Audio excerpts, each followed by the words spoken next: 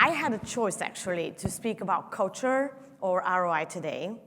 And after 2 years of going to conferences and asking people about their business cases, and literally people all around the world telling me, I don't know, it's hard, I was like, okay, so that's something we all struggle with.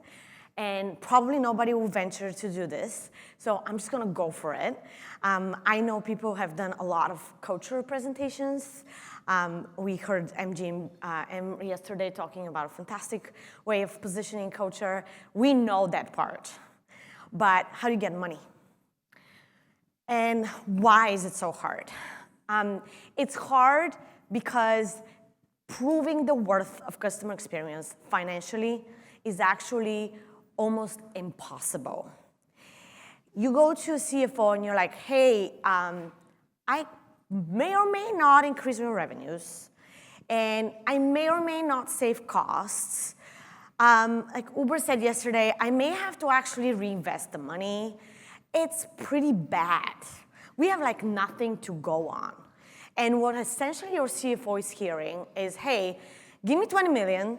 I'm not going to increase your value prop, but everybody will be happy. And it's going to be totally worth it for you. So you know what?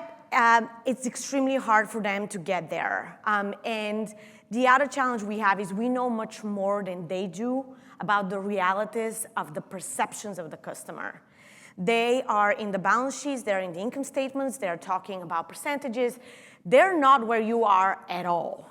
So how do you walk the walk to get them where you guys are? So let's imagine, you gotta first start with their language.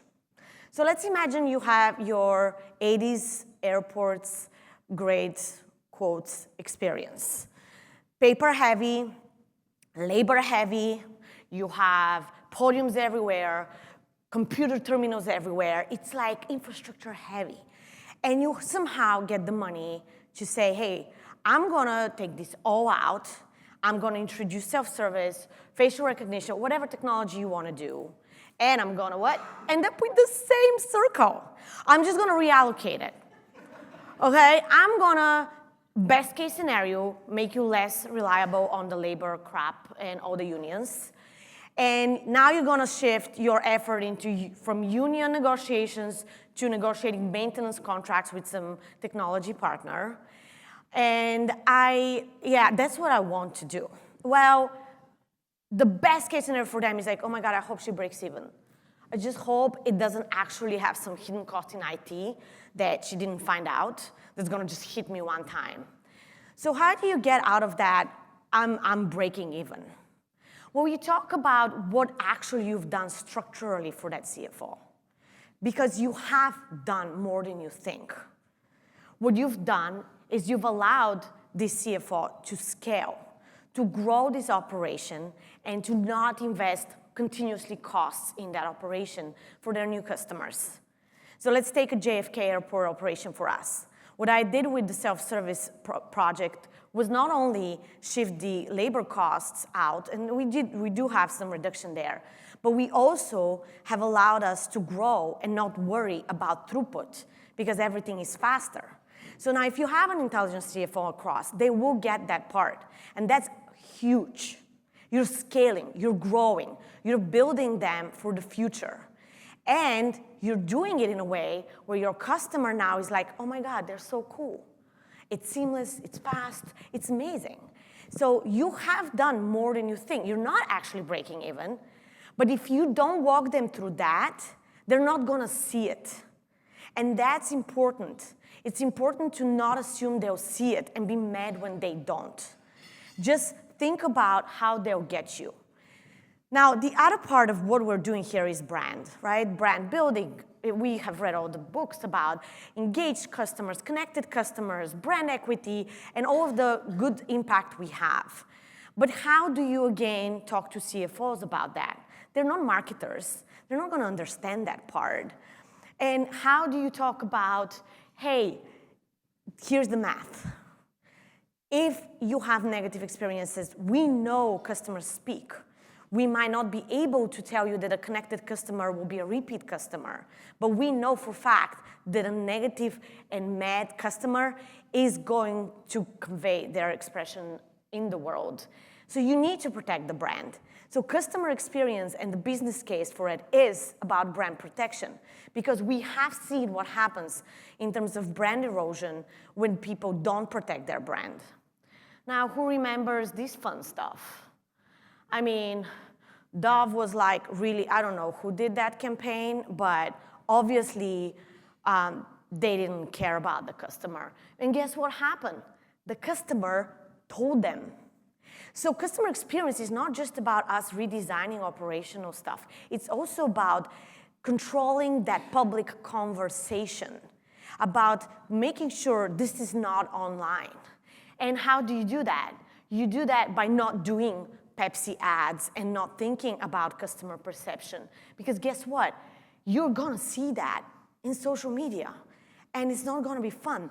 And again, you can't really prove that if you get it right, you're gonna get money. But what you can show your CFO, and they will hear you, is that this can happen if you don't pay attention to your customer.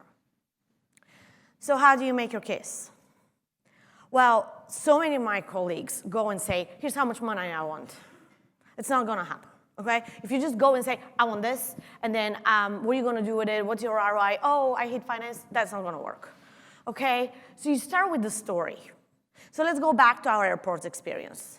You start with the story. Hey, CFO, we used to need this to travel. The smartphone took away the camera. I don't know if you guys still pack cameras. I don't.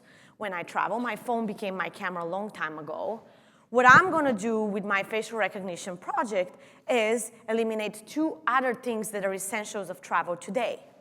What I'll do with my project, or whatever investment you guys are asking for, is make my face be everything. From now on, the customer only will need to use their face to travel. That eliminates so many things in the travel ribbon.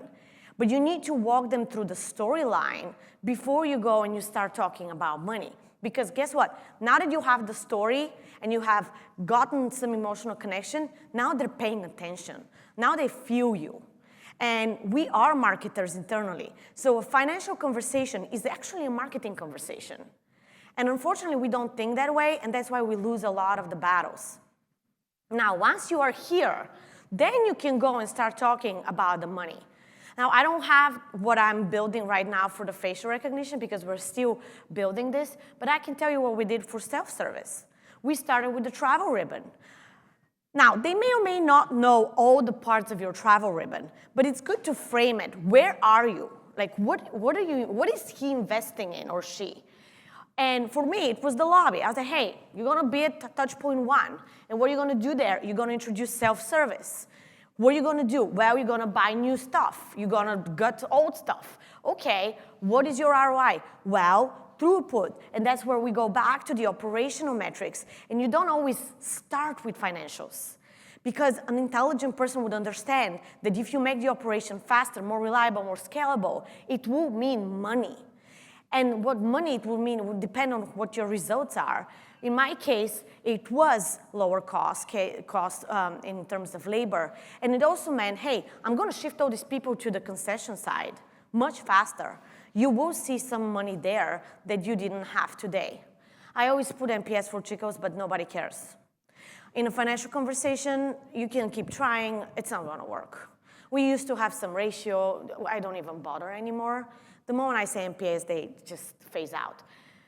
So what else happened with us when we did a great self-service? Well, the conversation changed. You had a social media conversation that now we controlled. There was, hey, JetBlue, you rock. Hey, JetBlue, you get me. Hey, JetBlue, you alleviate anxiety. Now make sure your CFO sees that. I'm shameless, shameless. I send all the tweets. I send everything so they know, hey, it worked. Hey, your people love you. Everyone wants to be loved. A CFO also wants to hear that his brand is loved. He doesn't want to just be buried in financials.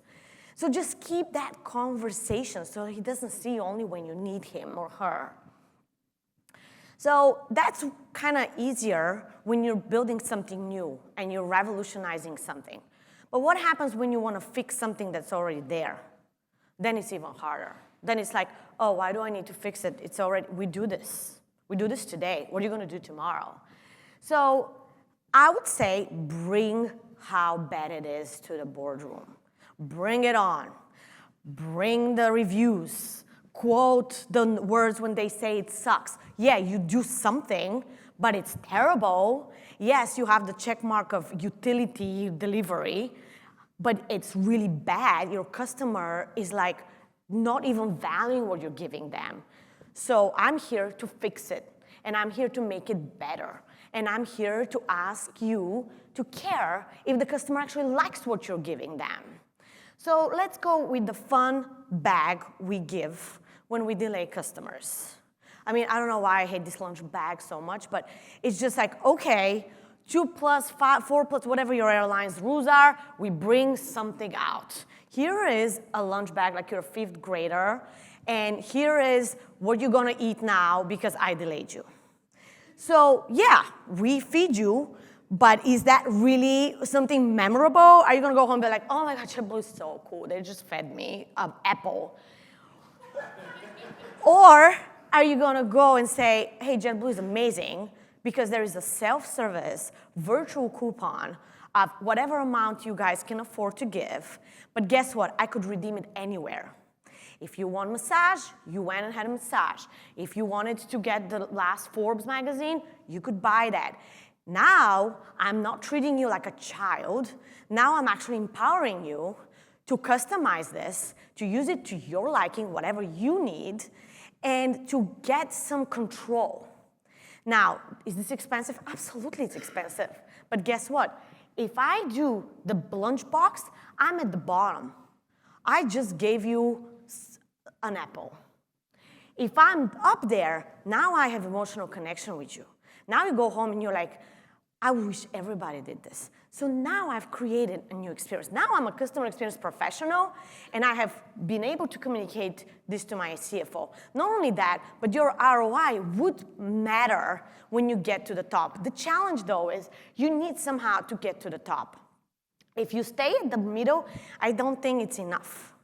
Because that wow that people talked about earlier really happens at the top of the pyramid. So if you're gonna do it, my point here is, if you're gonna go and change something that sucks today, you gotta really go exceptional. Don't stop at the middle. Go and think something, even if it's, honestly, if you're gonna ask for 5 million, go ask for the 5.5. Do the cream on top, because it's gonna pay off. And it has paid off for us. You know, when we did the self-service lobbies, I remember the brand piece. I spent, I don't know how much, but like hours, talking with our IT guys about the lights of the kiosks, okay? Need to have, must have, minimum viable product, whatever. Is the lights important?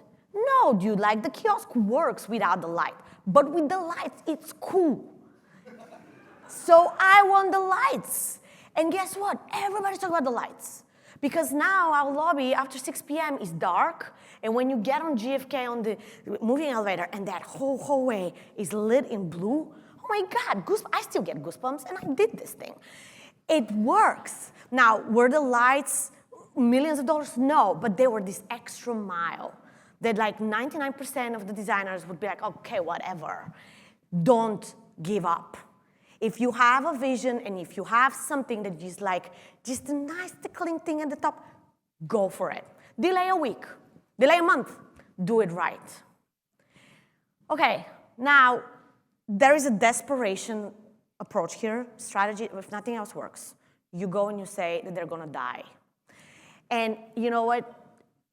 Kodak, you know, there are all these good brands that fail. You have plenty to use. They will hear you. Okay, they will pay attention, but you gotta go big. You know what I mean? Go find something that from their era, whenever they're, you know what I mean? I have one for Kodak, another one for Toys R Us. Like you gotta get the era right, and just tell them, why you want to be that? And they're like, no, I don't want to be that. Oh, okay. Well, guess what? We're all one Zuckerberg away from being completely obliterated here. So. Think about it. 10 million, 20 million survival, It kind of works as a math. So these are really working techniques. I've done them. I'm honestly not telling you something that somebody told me. I lived through all of that. Now, the last challenge we all have, and everybody hears it, oh, what about prioritization? Because the money is half, but the resources, nobody pays attention to me, blah, blah, blah. Well, let's talk about this, because I haven't done any journey map. Oh, I know what it is. I took the CXPA exam. I know how to do a journey map. I haven't done one. You know why? Because so many of my colleagues are buried in maps, okay? They have walked. I've gone in rooms. I'm not going to say who, but it was one of the authorities. The woman was like surrounded by journey maps. I was like, so why is it still sucking? Why your escalator still doesn't work, you know? Oh, you know, funding, resources, okay. So let's talk about how you actually get prioritization right. Just do it, okay? Just do it. Take that, make it that, and it's gone. People will give you money. Just do something. Thank you. Here, self-service, just do it. Once you do this, people will be like, oh my God, what? Customer experience? I'm gonna give her money. That's how it works. It doesn't work when you have journey mapping, like, oh, this is this touch point and this sucks. No, this will work. Go do that. Go say, hey, here's facial recognition.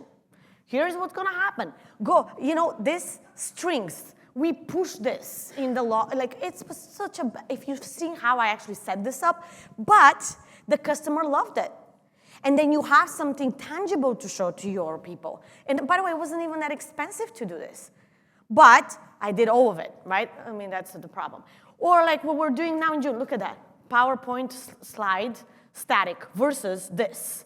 I even have 5 or 10 of those. Informational boards at the airport that's gonna come in July. People will give you money if you show results. If you do things, you will get money. Trust me on that. Now, another pain point that I think all of us we need to face is this. Measurements. I know we all hate this part, but you know what? KPIs and measurements is what people understand when you have to justify your investments. So stop analysis paralysis and just venture out and report something, okay? Don't report it in a month after you're like 100% sure that that's everybody signed off. No. Day one, report something. When we launched facial recognition, I literally did a paper survey. So, okay, paper, do we have a VOC team? Of course we do. I check like if that questionnaire is right here, and I started giving it to people. Then I tallied it up in a freaking paper the second day and sent it to my boss. By that evening, our board members had that result. By that evening, because they're hungry for results. And we always delay results because we're always afraid. We're like, oh, we need the triple check. Don't triple check. And you know what? If they ask you, cool. A question from an executive is just that. It's a question. Answer it. If you had assumption, explain it. If the assumption changed, explain that. It's not a big deal. But if you report, they will keep the attention on. If you disappear and come in a month, they're already on to the next thing. They don't even remember you did that. So what are you afraid of? Don't be afraid. Just go for it. Go for it and adjust it. Update it the next day. Send the updated one. And you fix it. But you will keep the conversation. I think it's really important. And I see that. I'm probably the only one that reports out in my company. And everybody else is, oh, this template is not right. Don't go into that detail. If you know what is the core thing that you're delivering, just issue it. And that's the other one. Don't issue it that way, please. I mean, nobody's gonna, no hearts will warm here. But if you go and show something like this, right? Or like we showed pictures of children that are posing in front of the facial recognition camera. I mean, you get money with that. So just do it. Last is the barrier thing. I'm sure all of us have lists of people that are like, so-and-so is my barrier. So-and-so doesn't support me. These people don't get it. Okay, I know they don't. But the problem is, you're more of a barrier than you think. And I'll tell you where. And I think we all are guilty of that. When is the last time you had a cross-functional meeting with IT, with everybody you think of that you need to talk about a problem and kind of rally the whole organization around it? How often do you have those meetings? How much are you engaging with all of these people? Because that's how you get it. You have to stop thinking like you're a function in this company or whatever organization you work in. You are an ambassador. You are a mindset. You are a marketer. And you gotta hustle. You gotta hustle in all of your departments to get that feeling, to get these results out so that you can feel their excitement and feed it. Somebody, I think it was Greg yesterday, said, oh, we're just reporting. We're not only reporting. People are building it, but we are the engine and the oil behind that building. If you inspire people, even if it's your operations department, they will do the work. But you need to get them there. And you get them there by meeting with them and rallying them around that. Now, are they going to complain? Yeah. Are there going to be people that are going to go to your boss and be like, he did this, blah, blah, blah. They're encroaching on my territory. This is not their job. Yes. But guess what? If you have a boss and you have established that relationship, like I had, my boss said, thank you. Thank you for telling me. That's her job. So if you have the right boss, you're going to have a boss that's going to defend you. And if you have results, people will be there for you. Because guess what? Nobody can argue with results.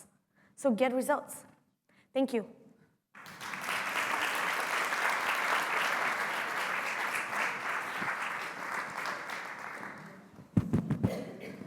Thank you, Liliana. It was amazing. Thank you. I have to learn something from there. How to present and how I've learned a lot. Anyways, you had a long time of long conversations and everything. I have one question before Georgia. This is a personal question. I went to one of the courses in MIT for design thinking. It says everything with brand starts with design. Mm-hmm.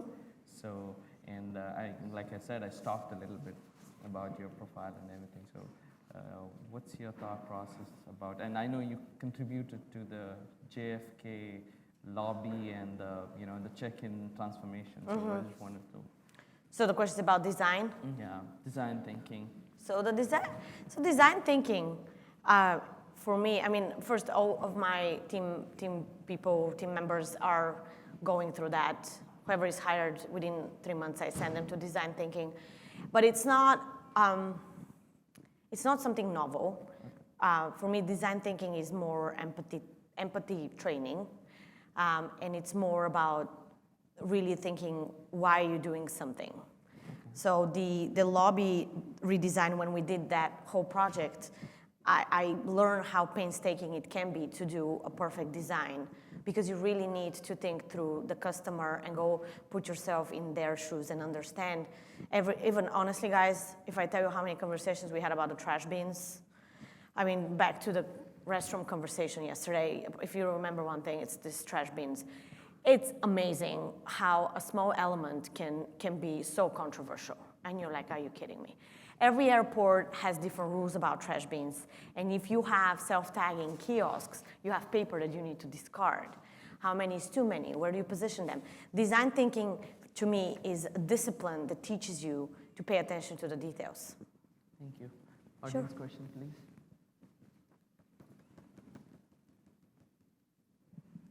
Hi, Liliana. I wanted to ask you more about that paper bag and that apple. My guess is that that costs less than the $15 that somebody now sees on their phone in the voucher. It's a huge customer experience step forward, makes complete sense. But if it's going to cost 30% more, 50% more, 100% more, how did you or do you talk about it with your leaders about what that return on that investment looks like? Yeah. So how we presented it, and just full disclosure, I'm still fighting that one. It's the customization that we don't have with the Apple. So whenever I encounter something I want to launch that by itself doesn't completely kind of justify the investment, I find adjacent things that would be added value, and then I increase the value that we are delivering. So with this specific one, we want to partner not just with food vouchers, but we want to do a whole experience. We want to do cars, we want to be able to do hotels, but we want to have a back engine that would customize the package for each person depending on their pain and value score. So it's a part of a bigger conversation. And the justification is that I'm going to optimize the pie that we send today, which is everybody gets this, to, hey, some people are barely disrupted because they just got delayed a couple of hours, where I have another one that was canceled yesterday, delayed now, and they're much more severely impacted. But because of the whole engine that we're building, we're going to be able to reallocate the funding, and whenever we offer something, it will be meaningful. Yeah, I'm doing the net, pretty much where you were going yesterday with the reinvestment, but then I'm adding, I made a wheel, and then I said all of the things that this new experience will give them. You know, customization, power, and all that, and that's where I'm shifting versus the whole feeling of cattle that you have when you're given bags. Yeah. Thank you. Good morning. Good morning. So I deal with a lot of people, like my directors, who want examples, case studies of basically a business that's a clone of theirs. So in your case, I would be going to my leaders, they'd be like, okay, but show me another airline at another airport at a top tier city like we are that's doing it and what they've seen. When you're trying to do something that the industry hasn't done before, how do you approach that from proving a return or estimating what a return might be? Yeah, that's a great question. Well, with the facial recognition program, I think that's exactly where we are. And that's where you need visionary leadership. With the self-service lobbies, it was easy because other carriers had done it. With the facial, and even we met with our executives last week, and we had the same conversation. And my leader keeps telling them, hey, it's actually not done. So we can't really tell you what the metrics would be. But what we can do is, and again, if you start with the measurements and with some real analysis, you can build before and after modeling and show them what it would look like. And the rest is really fate. It's really fate and understanding that if you have a leader, to be frank, that it's a leader that's worth working for, they probably know what are the trends in these industries. They know that there is a self-driving vehicle coming up. They know that the facial recognition is coming up. These are trends that will happen. So then it's their choice, and the conversation is more about, hey, do you want to be at the forefront of this trend, or do you want to just be a follower? And if you're a follower, to what level you're comfortable with your risk you're taking to being too late into the game and losing on like somebody like Toys R Us, who never built an e-commerce or digital experience, because there is a flexing kind of a measurement of how late can you be before you actually are irrelevant. And I think that is an important metric to introduce as well these days, because I can tell you, even with facial recognition, last year we launched our trial in Boston, and I thought it would take years before other carriers start doing this. I don't know how many of you follow this, but by now there's so many carriers that have done this, and it's less than a year. We launched June 6th, so less than a year later, we have 3-4 airlines that already are doing this, or airports across the world are doing this. The speed with which adoption happens these days is phenomenal. Thank you. Thank you. Thank you so much.